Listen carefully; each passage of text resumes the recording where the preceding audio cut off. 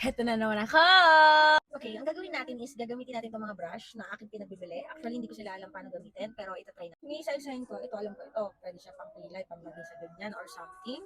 Tapos ito, panlagay sa mga, yan, tapos dito, ganyan. Tapos ito, siguro pwede rin, mga pang dito, ganyan. Tapos ito, pang, yan. Tapos ito naman, alam ko ito pang pwede ito siya blush on. Tapos ito, alam ko pwede ito sa, foundation siguro. Ito, alam ko, foundation to. Pangkalat sa foundation, ganyan, pang blend, pangkalat tuloy tanga. Tapos ito naman, um, siguro pwede ito sa contour, pang manipis, ganyan.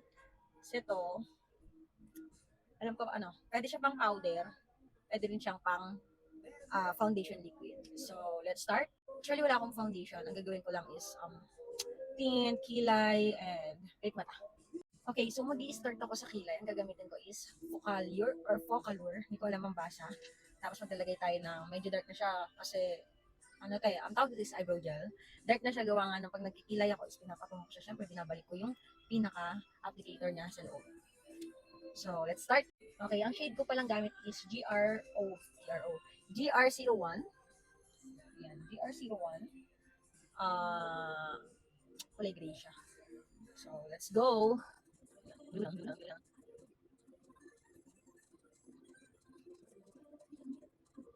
And then, gagamitin kong brush is brush ng Everbelena, pang eyebrow. Next tayong kilay. Sorry na ako kasi hindi ko nakikita sa aking cellphone. Yan. Wala naman na tayong brush muna ng kilay. Hindi naman kailangan mag-perfect na ngayon. Dahil live lang naman ang ating gagawin.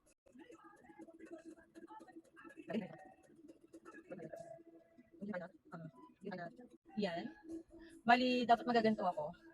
Tapos ito, yung angle brush. Gagamitin kong pang brush kasi nagkukulay brown talaga sa kabila. Dahil ay brown na brown talaga siya. Actually, meron ako isa pa. Pwede kasi ako ng maraming spoolie. Minsan kasi, pang pilik mata. Minsan, pang kilay. So, ayan, medyo makapal yung sa kanan. So, makapal yung sa kaliwa. Hindi, ayusin ko siya. Wait lang. Yan, so okay na ako dyan. Version lang natin konti. Tapos, maglalagay naman tayo ng eyebrow gel. Para, parang isiset mo lang din siya. And, pampaganda ng tayo ng pilik mata. Ay, pilik mata ng kilay. Mukha siyang laminated. Ganun.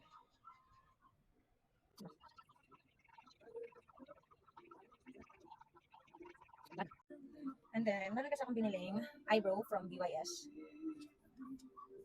Lalagay ko lang siya. Actually, pwede ito sa pilik mata.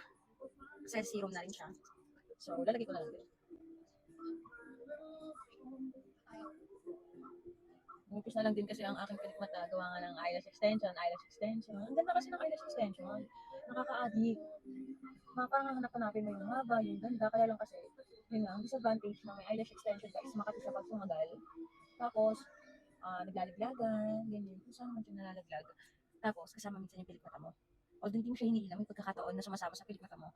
Sumasama yung pilik mata mo sa paglaglag ng eyelash extension. And then, move on tayo sa ating lippy. So, ang gagamitin ko is Nichido, lip tint. Lip and cheek tint na siya.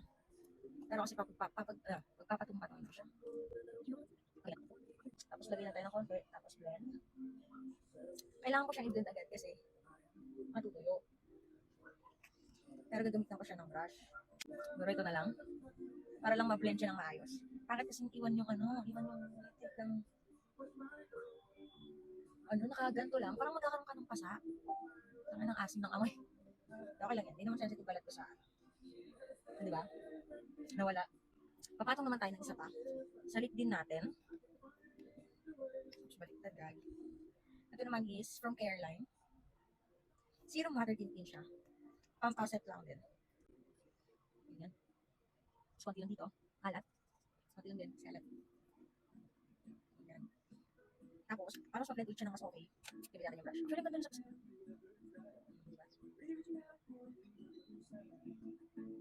hindi ko alam kung tama yung gamit kong brush pero syempre, ano na tayo. Pero pwede dito sa powder. So, ayan. Dito natin. Okay, so ang final natin, hindi siya usual ginagawa, pero para mag-less yung lip tint, yung blush on natin, and hindi tayo ganun ka-haggard, pagdating sa camera, is gagamit ako ng pulbos from Unilab. Hindi yan sponsor na. Kala nyo, wala akong sponsor na kahit ano ba. So, ang gagamitin kong powder, gagamitin kong pang brush is, ito na lang. Taray vlogger. Ang ganda ng camera naman. No? Ganun.